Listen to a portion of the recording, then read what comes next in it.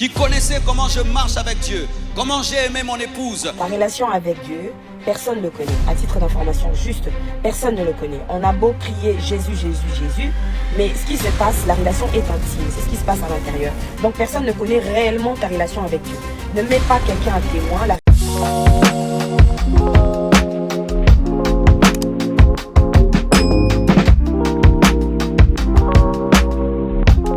Vous tous qui me connaissez et qui ne parlez pas, vous êtes des coupables. Vous tous qui connaissez comment je marche avec Dieu, comment j'ai aimé mon épouse, comment je crains Dieu et je l'aime de tout mon cœur, mais vous ne parlez pas, c'est vous qui êtes des coupables. C'est vous les coupables.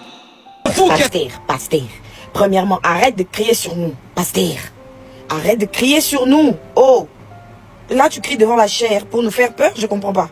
Déjà, bienvenue dans le monde tiktokal, bienvenue notre pasteur tiktokal. Tu es tiktoker actuellement, oui. 25 jours de prière égale 25 jours de réponse. Nous sommes prêts. Allons-y. Premièrement, pasteur, j'aimerais demander une chose. Qui était avec toi en Turquie?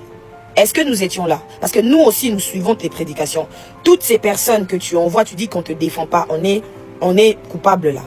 Nous tous, nous t'avions soutenu ici pour le deuil de ta femme. On aimerait premièrement que tu nous répondes. Qui est-ce qui était avec toi en Turquie?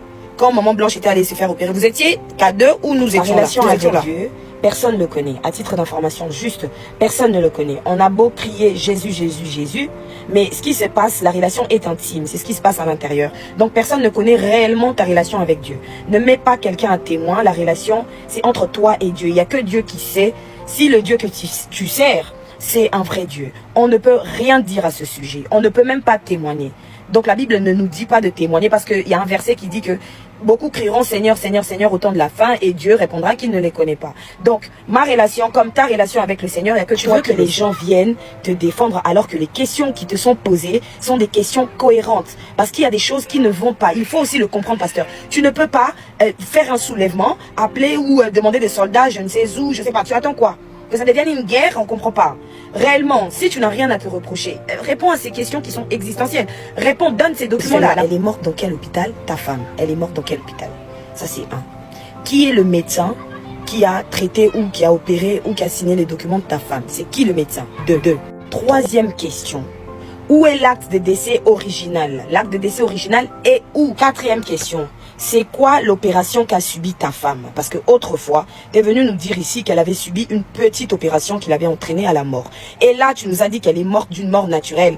Parce que la famille a fait sortir l'acte que tu as envoyé. Tu as pris le soin d'envoyer sur WhatsApp à la maman. Tu l'as envoyé par photo sur WhatsApp. Parce qu'ils ont pris le soin de sortir cet acte de décès. Que tu viens nous dire qu'elle est morte d'une mort naturelle. Ok, on l'entend. Il n'y a pas de problème. Mais dans ce cas-là, où est...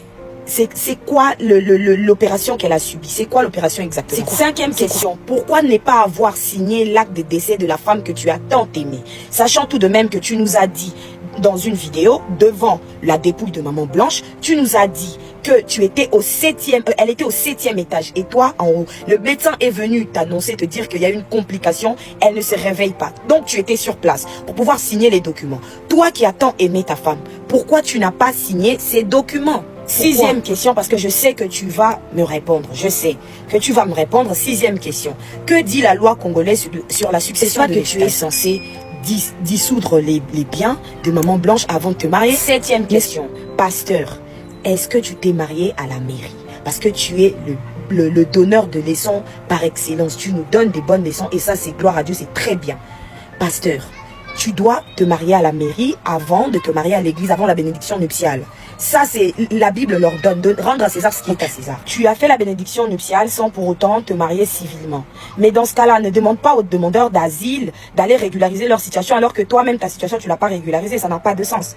À moins que tu t'es marié en cachette et que tu as caché à l'église de Dieu la compassion. À moins que tu leur as caché. Dans ce cas-là, ne donne pas une raison si tu l'as caché. Et si, eh bien, je dis si tu as caché le fait que tu t'es marié civilement, dans ce cas-là, ne dis pas à l'église la compassion que c'est parce que à Kinshasa, le mariage coûte cher que tu t'es marié en Belgique. Ça n'a pas de sens. Huitième question. Pasteur, comment est-il possible que tu donnes des raisons, c'était pour des frais, c'était parce que à Kinshasa, le mariage coûte cher et qu'en Belgique, ça allait te coûter moins cher. Mais comment est-il possible que tu annonces à l'église de Dieu, aux gens que tu aimes, aux gens qui t'accompagnent depuis des années, à ces personnes que tu demandes aujourd'hui de te défendre, tu leur annonces ton mariage 3 jours avant. 3 jours avant que tu ailles te marier en Belgique, tu leur annonces. Pasteur, c'était quoi la raison? Ça aussi, c'était parce que c'était un manque d'argent que tu as oublié de communiquer? J'ai une question. I have a question. J'ai une question. Alors les gars, je vais vous mettre l'acte de décès tout de suite devant vous. L'acte de décès qui a été envoyé en photo. Il n'a même pas pris le soin d'envoyer en format PDF à la famille, mais il a envoyé l'acte de décès en photo sur WhatsApp. Il a envoyé ça, comme vous l'avez devant vous. Comme ça circule déjà sur Internet. Je suis protégé, donc je peux me permettre de vous le mettre. Voilà l'acte de décès. Alors la famille, c'est cet acte de décès que vous voyez devant vous. Le nom de Maman Blanche est écrit son nom de jeune fille. Elle est connue comme Blanche Odiakandolo et non Blanche Tounassi. Ce qui semble être étrange. Si le médecin connaissait réellement Maman Blanche, comme l'a dit le pasteur, et qu'il avait ressenti autant de peine, le médecin aurait su que cette femme était mariée. Comment est-ce possible que ce médecin fasse les démarches, mais que ce médecin oublie de notifier que cette femme était mariée et qu'elle n'est pas célibataire, et qu'elle ne porte pas son nom de jeune fille? Le pasteur Marcelo aurait pu notifier certaines informations concernant Maman Blanche quand même dans l'émotion. Même dans l'émotion. Vous vous souvenez tous de la vidéo où Maman Blanche était en train d'aller en Turquie, à l'aéroport, son mari portant Monsieur Marcelo Tounassi, portant Tabiri dans les bras. Tabiri était encore petit, portant Tabiri dans les bras. Vous vous souvenez de cette vidéo il y a 1 an quand même. Donc Maman Blanche, selon eux, Maman Blanche est partie en Turquie avec Tabiri. D'accord? Et Maman Blanche, selon beaucoup de sources dans la famille, elle est partie en Turquie avec l'enfant. Sauf que selon l'église, Maman Blanche était accompagnée par un responsable de l'église, la Compassion. D'accord? Jusqu'ici, ça va. Et en étant accompagnée, selon eux encore, Maman Blanche est partie se faire opérer, d'accord? Ils essayent de nous dire que oui, on ne peut pas parler de la chirurgie esthétique parce que ça sonne mal au niveau de l'église. C'est mal vu en fait. Ils essaient de faire passer la chose comme ça. Jusqu'ici, on leur accorde, d'accord? L'hôpital qui a marqué sur l'acte de décès que vous avez, l'hôpital s'appelle Medistanbul. Et il s'avère que Medistanbul, c'est une clinique privée qui, eux, font de la chirurgie esthétique, ok? Jusqu'ici, tout va bien. Donc, admettons que Maman Blanche est partie en Turquie pour aller faire de la chirurgie esthétique. Est-ce que Maman Blanche aurait ramené son enfant? Est-ce qu'elle a besoin de mettre son enfant au moment où elle sera sur la table d'opération? Elle a besoin de mettre son enfant dans son dos? Ça n'a pas de sens. Admettons maintenant, comme l'église, la Compassion et les moutons voudraient nous faire croire qu'elle était partie avec un responsable de l'église, ok? Pas de problème. Pourquoi ce responsable de l'église n'a pas signé les papiers? Pourquoi ce fameux responsable de l'église n'a pas signé les documents pendant la mort de Maman Blanche? Admettons que ce responsable n'a pas signé les papiers parce qu'il a eu peur. Le mari nous raconte ici que même pour une césarienne, il a besoin de signer. Allons dans sa version à lui. D'accord. Il nous dit ici, je vous laisse regarder la vidéo. Lorsque il n'y a pas les moyens, quelqu'un peut mourir lundi pour que le corps vienne. On prend 2 semaines de cotisation. Mais quand Dieu t'a béni et tu as des relations, et même le médecin est touché par ce qui t'est arrivé, c'est ce médecin qui a tout fait. Je dis, je ne peux pas dormir dans votre pays. Je ne peux pas rester, je ne peux pas supporter. Je dois partir demain. Mes enfants ne peuvent pas rester en train de pleurer dans ce pays. Il a dit, qu'est-ce que tu veux que je fasse? J'ai dit, fais tout, que je rentre. Il a tout fait et on est venu. Et c'est la sorcellerie. Comment quelqu'un peut mourir? Du coup, vous prenez le corps, vous amenez, c'est trop vite. Donc vraiment. Donc il a dit au médecin qu'il ne voulait pas rester une nuit de plus et que le médecin devait faire tout le nécessaire. Donc le médecin a oublié de cacheter, de mettre le sceau de l'hôpital Medistanbul.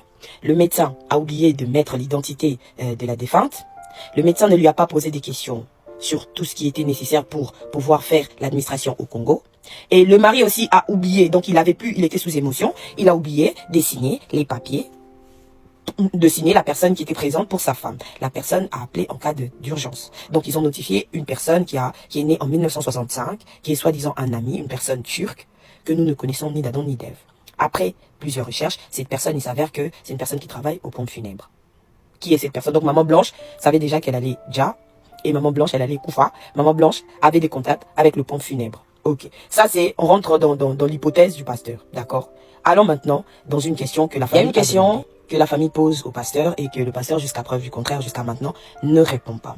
La famille a demandé les documents. Quand une personne va se faire opérer, il y a quand même des démarches administratives, même si tu le fais le jour même en Turquie, il y a quand même une démarche administrative à faire.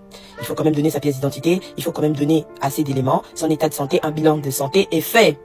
Et où sont tous ces documents-là? Le pasteur n'a toujours pas donné à la famille. Où est le passeport de Maman Blanche que la famille demande? Pourquoi le passeport? Il faut savoir que dans le passeport, il y a un cachet d'entrée et de sortie. AR, d'accord? Quand vous passez par l'immigration, la police de frontière tamponne, met un cachet d'entrée et de sortie. Que ce soit VIH, donc l'aéroport de Njili, ou que ce soit l'aéroport turc à Istanbul, ils mettent un cachet de sortie et d'entrée, même pour la dépouille. Il faut savoir que dans le cargo, il y a des démarches qui sont pour donner un corps à la société aérienne. Des démarches administratives sont faites quand même. Il y a un certain nombre de documents qu'on donne au fret pour pouvoir ramener un corps. Et le passeport, que vous le vouliez ou pas, vous passez par la sécurité aéroportuaire, est tamponné. Donc la famille demande ce passeport pour pouvoir voir le cachet entrée et sortie de Maman Blanche. Jusqu'à ce jour, le pasteur ne le donne pas. Pourquoi il ne le donne pas? Si Maman Blanche était bel et bien en Turquie, à des dates que le pasteur nous a dit, et jusqu'ici on ne comprend pas ces dates-là, pourquoi il ne donne pas pour que les choses soient aussi claires? Voilà ma question. Les amis de la compassion, les chrétiens, pourquoi on a autant de questions qui restent sans réponse? Pourquoi la clarté dans cette affaire n'existe pas? Et vous voulez pas qu'on parle? Vous voulez pas qu'on se pose des questions?